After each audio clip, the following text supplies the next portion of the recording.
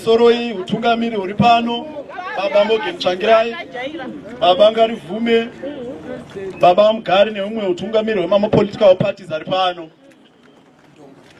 vendonga vari pano, amai tinokutendai.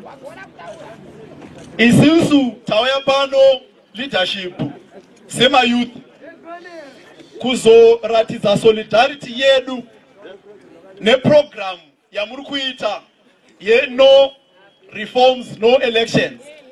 Isusu kutajamuka tinenge takangoteya nepasaiti panonzi pakudiwa kupindwa mustreet, pakudiwa kujamuka, pakudiwa kuvhondora openi ipapo. Ende tiri kuti isusu sema youth never again shall ZANU-PF steal another election tiripo. Tichinga wina under the coalition rikubikwa leadership. Isusu te youth tinokuvimbisai kuti kana muchinga mawina, we are going to defend that vote with our lives. Tajamuka!